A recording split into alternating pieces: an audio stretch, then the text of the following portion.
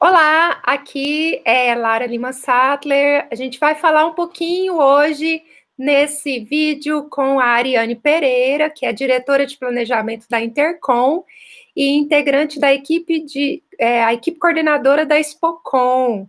A gente vai conversar um pouquinho com ela sobre a Expocom. Para quem não sabe, a Expocom é a exposição de pesquisa experimental em comunicação, que não é só uma exposição, mas é também um prêmio destinado aos melhores trabalhos experimentais produzidos por estudantes do campo da comunicação. São várias possibilidades de participação no Expocom, e o Expocom, ele é, então, um braço ou uma espécie de exposição dentro do Intercom, que acontece regionalmente e nacionalmente.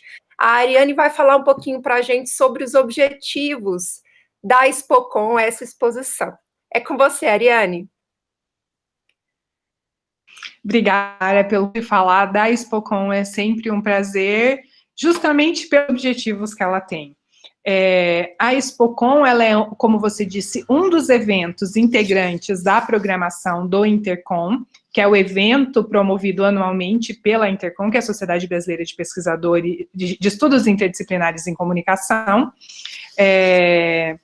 E ele vem para que os estudantes de comunicação e os seus professores possam compartilhar com todos os outros estudantes da região ou do Brasil quais são as que estão sendo feitas nas universidades. Porque, embora a gente tenha alguns modelos consagrados, né, de produtos do jornalismo, da publicidade, e aí a gente pode ter alguns meios, né, o telejornal, o cartaz, o site, o blog, existem modos diferentes de se fazer isso, e a gente acredita que na universidade, que é o lugar da experimentação, a gente tenha muitas formas diferentes de se fazer cada um desses produtos, a partir da temática, a partir da tecnologia empregada, dos recursos técnicos empregados, e é isso que a Expocom propõe, apresentar para a comunidade da comunicação, e não só científica, mas a comunidade acadêmica, a própria comunidade que faz parte do mercado de trabalho, né? O que é que está sendo feito dentro das universidades em termos práticos, em termos de produtos. Muito bom, Ariane. Você pode falar um pouquinho para a gente quem pode participar do Expocom, da Expocom, né, da exposição? Claro, podem participar alunos matriculados em qualquer curso de graduação em comunicação, sejam os bacharelados ou os tecnólogos, e também os egressos, os recém-formados. Então, em 2020, por exemplo, a Expocom ela vai premiar os trabalhos feitos no ano letivo de 2019. Então, podem participar todos os estudantes que estavam matriculados em cursos de comunicação ao longo do ano de 2019, seja no primeiro, segundo, terceiro, quarto ano ou semestres, né? É esse o público para a apresentação do Expocom, embora qualquer pessoa possa acompanhar essas apresentações. Por que isso? Porque a gente quer apresentar o que foi feito no ano imediatamente anterior, e para que a gente efetivamente possibilite que essas universidades, instituições de ensino superior e esses estudantes, eles apresentem o que eles estão fazendo, o que é muito contemporâneo, o que é de agora. E também não seria justo que fosse só do ano calendário de 2019, porque algumas instituições têm um calendário um pouco diferente, motivado por N situações, né? Em 2021, provavelmente, vai ser um ano muito atípico, que a gente vai ter que repensar, por conta da Covid agora em 2020, que está fazendo com que cada instituição adote diferentes formas, né, de atuação e um calendário consequentemente diferente. Mas, então, para participar, basta ter sido aluno de qualquer curso de graduação, seja ele bacharelado ou tecnólogo, na área da comunicação, no ano letivo anterior. Então, 2020, trabalhos desenvolvidos em 2019. Isso.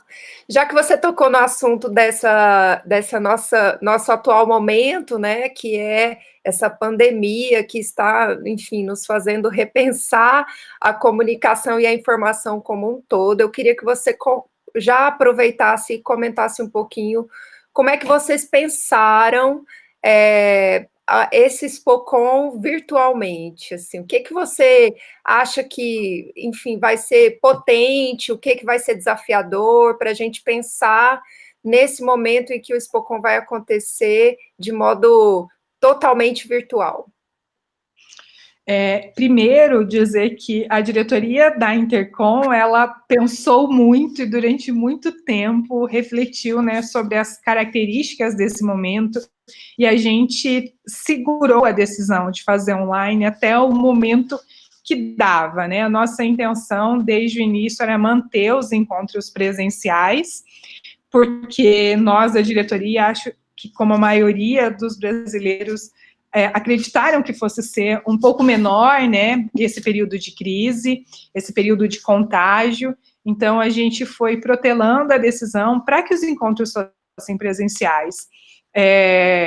A Intercom, ela é uma das únicas, uma das poucas instituições, entidades de pesquisa que agrega pesquisadores desde a graduação até pós-doutores, né? Ela tem essa característica de ser muito aberta, e essa abertura, ela também se reflete nos nossos encontros, que são encontros de troca de conhecimento, de saber, de produção científica, mas também de afetos. É um momento em que a gente se encontra, é um momento em que a gente se conhece.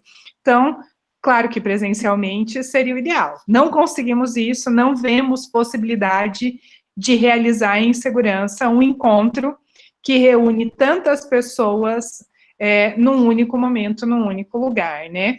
A gente tem encontros regionais que são um pouco menores, como o Sudeste, que chegam a aproximadamente 1.000 participantes, o Centro-Oeste, perdão, mas a gente tem encontros como o Nordeste e o Sul que reúnem 3.000 pessoas. E o nacional reúne também 4, 5 mil pessoas. Então, não seria prudente e nem recomendado, e nesse momento proibido, que a gente fizesse esses encontros.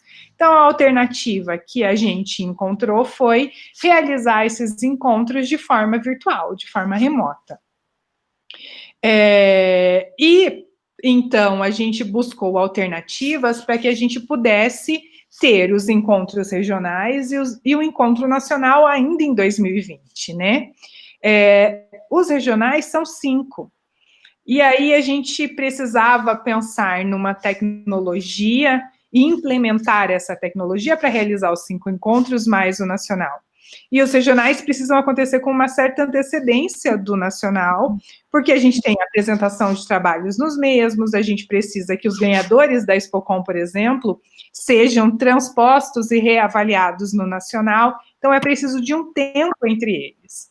E aí, depois de muito quebrar a cabeça, ouvir os parceiros locais, porque a gente só tem encontros presenciais, porque a gente tem instituições que se propõem a realizar esse encontro presencial, né? O FG já recebeu o Centro-Oeste várias vezes, né? Sim. E nesse ano a gente conversou, então, com os nossos parceiros, que no centro é a Unigrande, Dourados, mas a gente tem no norte a Federal de Campinas, no norte a Estácio de Belém, no nordeste a Federal de Campina Grande, no sudeste a PUC Poços de Caldas, no sul a Univale, enfim, o que eles imaginavam, o que eles achavam, e todos os organizadores locais, eles queriam ter a possibilidade de não fazer um encontro virtual, eles queriam um encontro presencial, que as pessoas conhecessem as universidades, né, onde eles estão, a cidade onde eles estão. Então, uma das preocupações da Intercom foi como deixar perto esse sócio da gente, né, essa universidade da gente. Então, o primeiro passo eles não querem fazer virtualmente, querem fazer presencialmente, ok. Topam fazer em 2021, se as condições sanitárias permitirem? Sim. Então, não temos parceiros nesse momento para realizar um individualmente. Então, a partir de sugestões deles, já que nesse momento nós todos estamos em casa, né, e vamos fazer virtualmente, que a gente tenha características nesse encontro regional que fosse de todas as regiões. Então, a gente pensou num grande encontro, que a gente está chamando de encontro interregiões, Intercom, que une as 5 regiões do país e que a gente vai ter debates sobre o tema central dos congressos desse ano, que incluam pesquisadores de todo o país, mas que a gente não tivesse as apresentações nem do GPs, nem do Intercom Júnior, porque a gente tem um mês depois da realização deles o encontro nacional. E a gente entende, embora nós estejamos em casa, a vida da gente não para. Pelo contrário, a gente precisa se readaptar a esse momento, né? E é uma adaptação que passa por muita coisa, né? Então, para o estudante, produzir de casa, longe do seu orientador, é um pouco mais complicado do que quando ele está perto. Né? No caso das pesquisas de iniciação científica que iriam para o Intercom Júnior. Mesmo para nós pesquisadores sêniores, né, que já temos doutorado, a produção, ela não é a mesma de antes, porque eu estou na minha casa, eu não tenho como fazer exatamente os meus horários de pesquisa que eu faria na universidade, porque a gente tem a própria casa para cuidar, a gente tem filho, tem o estresse desse momento, tem pai, tem mãe, tem um monte de fatores que não nos tornam tão produtivos quanto antes, né? O próprio desgaste emocional, a preocupação financeira de muitos, né, que estão perdendo emprego nesse momento. Então, a gente falou, não adianta querer exigir demais desse pesquisador. Vamos discutir juntos nos regionais, e aí depois os desdobramentos dessas discussões podem ser apresentados, por exemplo, lá no Nacional, e também vai ser de forma remota, vai possibilitar que todo mundo participe, né? E aí as apresentações de artigo ficaram para lá. Mas, em contrapartida, o Expocom, ele passa por uma etapa regional, né? Porque só vão para o Nacional os ganhadores de cada uma das 5 regiões. Então, o Expocom, ele vai ser mantido. Então, a gente vai ter o Expocom Sul, o Expocom Norte, o Expocom Nordeste, o Expocom Centro-Oeste, o Expocom Sudeste, nas mesmas configurações que a gente tinha antes. Então, cada universidade vai definir quais são os trabalhos concorrentes em cada uma das categorias e modalidades, e a gente tem, né, dentro do Expocom, são quase 80 categorias e modalidades para os alunos concorrerem. Então, primeiro é feita essa seleção dentro da instituição de que trabalhos vão representar a instituição.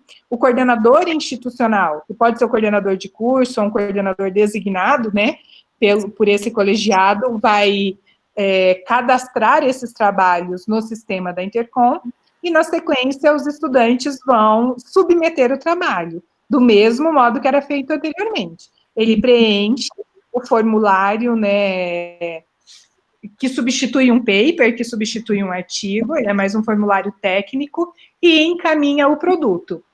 Todos os trabalhos que correspondem ao regulamento, à ementa da categoria, eles são encaminhados para a avaliação de profissionais e pesquisadores da área, que vão fazer a avaliação online exatamente como era nos momentos que a gente tinha os encontros presenciais. A diferença vai estar onde? Na forma de apresentação.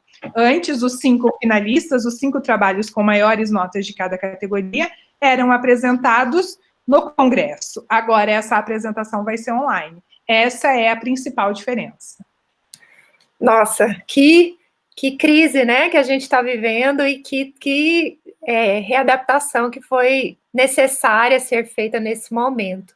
Então, já que você tocou no assunto do estudante, eu queria, então, agora que você desse uma dica, ou algumas dicas para esse estudante, considerando este documento que ele vai preencher, este documento técnico, que ele foi reformulado, na verdade, né, assim, não tem muito tempo dessa reformulação, e eu queria que você comentasse um pouquinho sobre cada um dos itens, a descrição do objeto de estudo, o que se espera que seja colocado ali, a descrição da pesquisa realizada e a descrição da produção. Se pudesse dar algumas dicas para o estudante, saber o que vai em cada uma dessas caixinhas de texto que estão disponíveis lá no sistema da Intercom, da Expocom.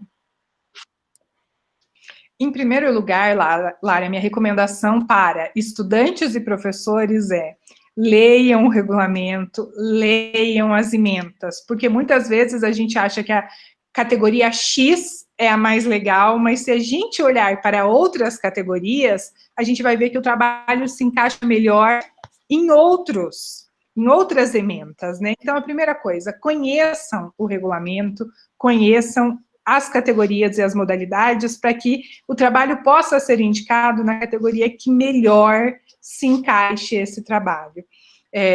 Aí, depois disso, sim, começar a pensar no envio do paper. O formulário, ele é muito simples, ele tem apenas 3 campos, e esses campos são, o primeiro deles, a descrição do objeto de estudo, e o que eu posso dizer sobre esse campo inicial? Ele é muito similar à introdução de um trabalho científico, por exemplo. Então, é importante que o aluno diga de onde ele parte e onde ele quer chegar. Né? Então, qual foi a minha ideia e qual é o trabalho final que eu quero apresentar aqui no Expocom? E aí dizer quais são os objetivos para a realização desse trabalho, né? De que maneira que esse trabalho vai contribuir para o fazer jornalismo, fazer publicidade, fazer relações públicas, enfim, e dentro daquela categoria que ele está dizendo, né? Por que ele se encaixa dentro daquela categoria? Eu acho que isso é muito importante nesse começo, dizer por que esse é um trabalho concorrente dessa categoria e não de outra categoria do Expocom. E aí, antes de descrever o objeto, Lara, eu quero fazer uma outra ressalva. Lembrem, gente, por favor, de anotar a disciplina em que o trabalho foi feito, porque a Expocom precisa estar vinculada a uma disciplina, com a exceção de uma categoria nova, que é o projeto de extensão. Então, a que disciplina o trabalho está vinculado, ou a quais disciplinas, porque pode ser mais de uma, não tem problema. Quem são os professores orientadores? E se o trabalho é realizado por uma equipe de estudantes, o que coube, o que compete a cada um na realização desse trabalho? Isso é muito importante constar também dentro desse formulário, tá?